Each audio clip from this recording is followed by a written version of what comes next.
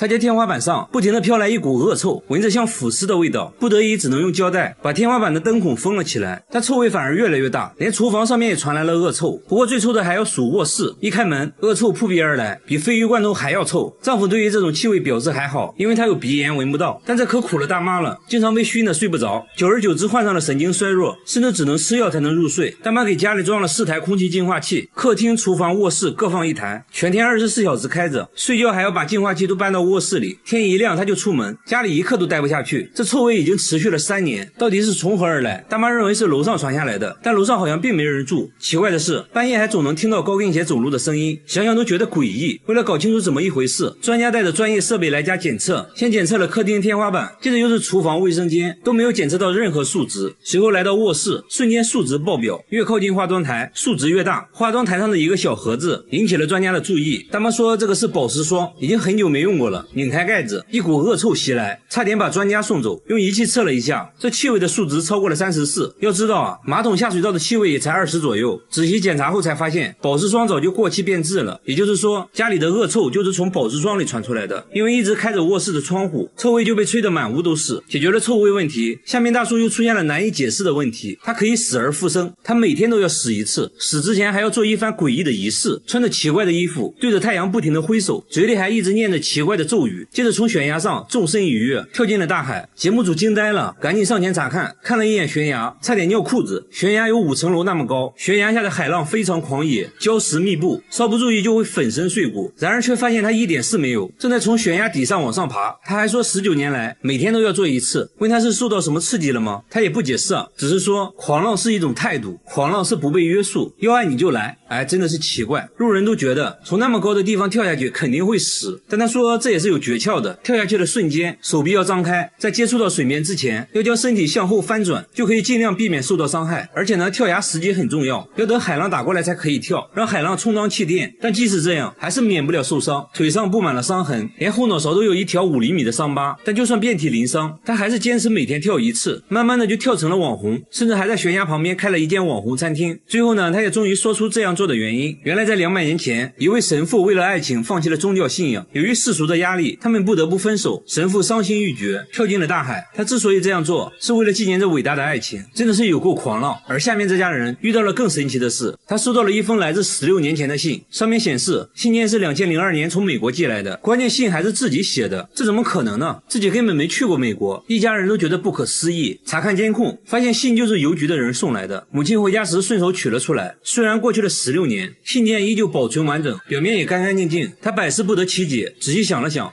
终于想了起来，自己确实在美国留学过几天，信也确实是自己写的。记得当时发的是国际邮件，看着工作人员贴上的邮票，一切流程都没有错，但为什么16年后才送到？随后节目组去当地邮局咨询，工作人员表示自己工作了30年，从未见过这样的事。另一个人猜测，这封信可能漏在了某个犄角旮旯里，当时没有发现。为了证实这个猜测，节目组来到美国当地邮局，邮局表示这种情况是有可能发生的，但概率极小，很可能就是掉落到了某个座椅角落，或者卡在了分类机的缝隙里。之前呢也发生过类似的情况。家人得知真相后长舒一口气，说去年还差点搬了新家，如果搬家了就再也收不到这封信了。那16年前的信上写了什么呢？原来是自己写给家人的生日祝福，这祝福属实有点晚了，他看着看着就哭了，那是回不去的青春啊。好了，我是岳飞，关注我，每天一个迷惑行为大赏。他吃冰淇淋要加辣椒酱，一口下去冰火2重天，还说口感很像奥利给。咖啡里也要加入半瓶辣椒酱，搅拌一下一饮而尽。他说餐厅的辣椒一点都不辣，会随身带着一瓶秘制辣椒酱。吃炸酱面要先来上1勺免费辣椒，再加入自己秘制辣椒，好家伙，直接成了辣椒拌饭。旁边大哥闻了一下就辣到咳嗽，吃完呢接着喝点水，水里也要挤入辣椒酱。更奇葩的是，喝感冒药也要加辣椒酱，还说这样容易出汗，好得快。剩下的一点药汤里再加上米饭，这样更有食欲了。感冒好了就要吃烧烤，喝啤酒那自然少不了辣椒酱，喝这么一杯顶过去2杯。不仅如此啊，连他7岁的儿子都酷爱辣椒酱，米饭必须拌辣椒才能吃，连黄桃罐头都要蘸辣椒。刚开始工作人员还以为是番茄酱，尝了一口，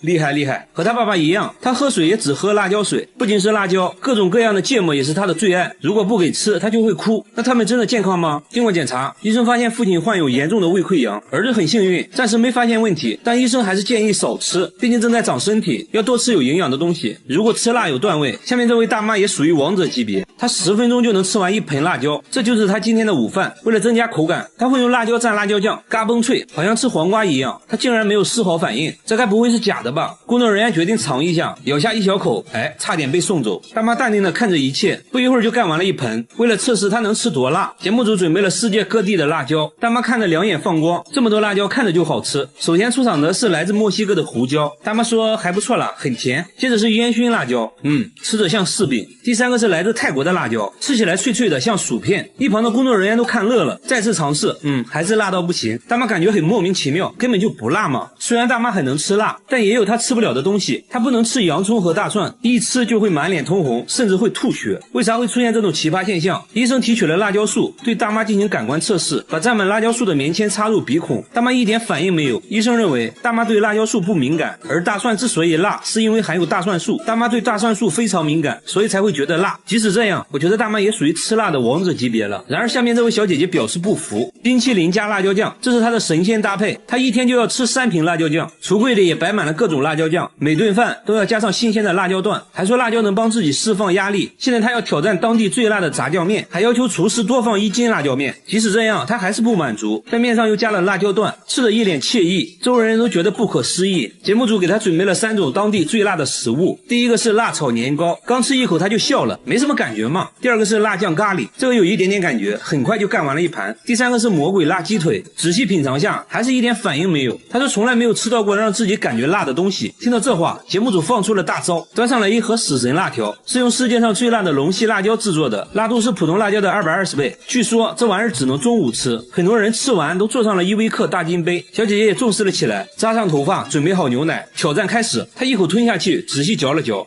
还不错。刚开始有点甜，后面有一点点辣。即使这样，她依旧一滴汗都没出。不过这样吃辣，屁股受得了吗？经过检查，医生说她患有轻微的食道炎和痔疮，必须要改变饮食习惯了。好了，我是月贝，关注我，每天一个迷惑行为大赏。他把风油精涂在眼睛上，一天就要用掉1瓶，边涂还边笑，说涂完神清气爽。大叔随身都带着2瓶，家里到处都是风油精，看电视的时候涂，开车的时候涂，半夜也要涂1次。最急的人是他老婆，怕他涂死了，而他自己却说自己根本离不开风油精。